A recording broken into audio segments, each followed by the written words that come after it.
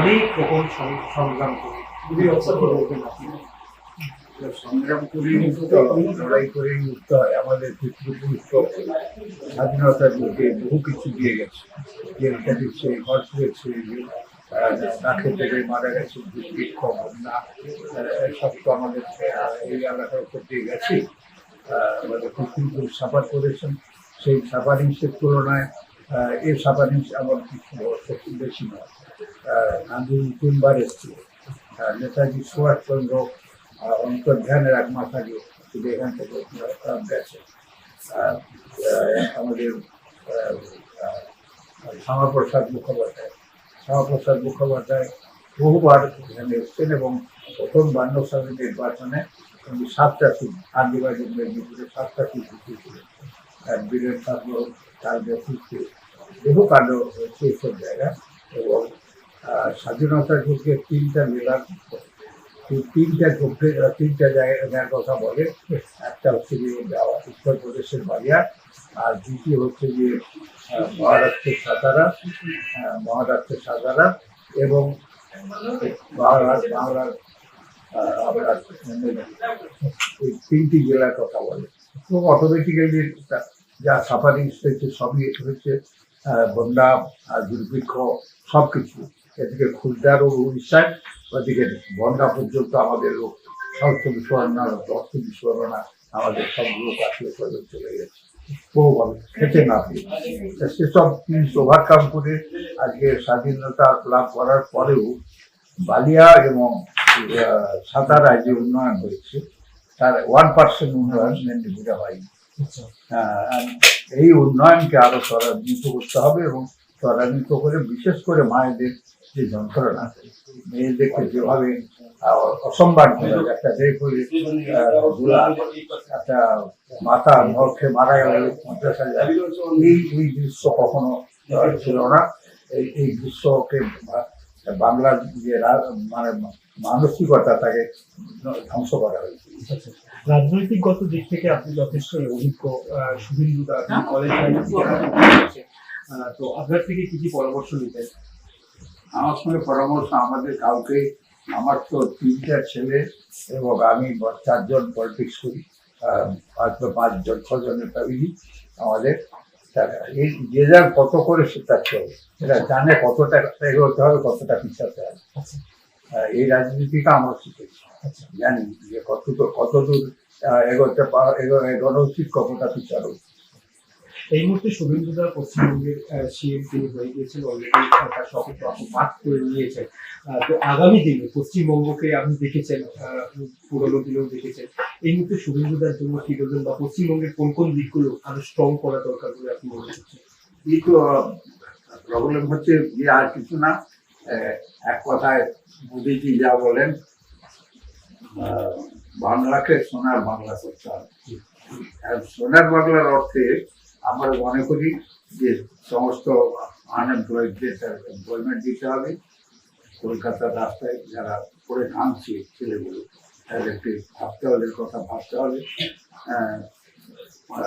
পরিযায়ী শ্রমিক যারা, তাদের কথা ভাবতে হবে। আর বিশেষ করে মেয়েদের যে অপমান করেছেন আগের মুখ্যমন্ত্রী, বা যে অপমান করেছে, সে অপমানের হাত থেকে রক্ষা করে উপযুক্ত সম্মান মেয়েদের দিতে হবে, যাতে করে মেয়েদের সম্মান রক্ষা হয়। পার্সোনাল আপনার একটা এক্সপেকটেশন ছিল যে শুভেন্দুদা যেভাবে তৃণমূলের এগেইনস্টে লড়াই করে আসছেন 2020 থেকে, সেটা আজকে সফলতা পেল। তো এই সফলতা আপনার এক্সপ্রেশন কি থাকবে? না, আমার এক্সপ্রেশন তো হলো ওই সোনার বাংলা যেটা বলছেন, সেইটা হবে। ছেলে পেলেদের খেতে দুটো খেতে পাবে এবং শান্তিতে থাকবে, এইটি আর এক্সপেকটেশন, আর কিছু। অনেক রকম সংগ্রাম করে যদি বলবেন আপনি। সংগ্রাম করেই মুক্ত হয়, লড়াই করেই মুক্ত হয়। আমাদের পিতৃপুরুষ স্বাধীনতার যুগে বহু কিছু দিয়ে গেছে, জেল কেটেছে, ঘর তুলেছে, না খেতে পেয়ে মারা গেছে, দুর্ভিক্ষ, বন্যা, সব তো আমাদের এই এলাকার উপর দিয়ে গেছে। আমাদের পিতৃপুরুষ সাফার করেছেন, সেই সাফারিংসের তুলনায় এর সাফারিংস আমার কিছু বেশি নয়। গান্ধী 3বার এসেছিল, নেতাজি সুভাষচন্দ্র অন্তর্ধানের 1 মাস আগে শুধু এখান থেকে গেছে। আমাদের আহ, আহ, শ্যামাপ্রসাদ মুখোপাধ্যায় বহুবার এখানে এসছেন এবং প্রথম 52 সালের নির্বাচনে উনি 7টা সিট আদিবাসী মেদিনীপুরে 7টা সিট জিতেছিলেন। বীরেন ছাত্র তার নেতৃত্বে বহু কাণ্ড হয়েছে এইসব জায়গায় এবং স্বাধীনতার যুগে 3টা জেলার তিনটা জায়গার কথা বলে। একটা হচ্ছে যে উত্তরপ্রদেশের বালিয়া, আর দ্বিতীয় হচ্ছে যে মহারাষ্ট্রের সাতারা এবং বাংলার আপনার এই 3টি জেলার কথা বলে। এবং অটোমেটিক্যালি যা সাফারিং হয়েছে সবই হচ্ছে বন্যা দুর্ভিক্ষ সব কিছু এদিকে খুলদার ও উড়িষ্যায় ওদিকে বন্যা পর্যন্ত আমাদের লোক শস্য বিস্ফোরণা অর্থ বিস্ফোরণা আমাদের সব লোক আসলে চলে গেছে বহুভাবে খেতে না পেয়ে। সেসব জিনিস ওভারকাম করে আজকে স্বাধীনতা লাভ করার পরেও বালিয়া এবং সাতারায় যে উন্নয়ন হয়েছে তার 1% উন্নয়ন মেদিনীপুরে হয়নি। এই উন্নয়নকে আরো ত্বরান্বিত করতে হবে এবং ত্বরান্বিত করে বিশেষ করে মায়েদের যে যন্ত্রণা মেয়েদেরকে যেভাবে অসম্মান করা যায়, একটা দেহ করে একটা মাথা নখে মারা গেল 50,000, এই দৃশ্য কখনো ছিল না। এই দৃশ্যকে বাংলার যে মানে মানসিকতা তাকে ধ্বংস করা হয়েছে। রাজনৈতিকগত দিক থেকে আপনি যথেষ্ট অভিজ্ঞ। শুভেন্দু দা কলেজ তো আপনার থেকে কি কি পরামর্শ নিতেন? আমার সঙ্গে পরামর্শ আমাদের কাউকে, আমার তো 3টা ছেলে এবং আমি 4জন পলিটিক্স করি, 5জন 6জনের ফ্যামিলি আমাদের। এই যে যার কত করে সেটা চলে, সেটা জানে কতটা এগোতে হবে কতটা পিছাতে হবে। এই রাজনীতিটা আমরা শিখেছি, জানি যে কতদূর এগোনো উচিত, কতটা পিছানো উচিত।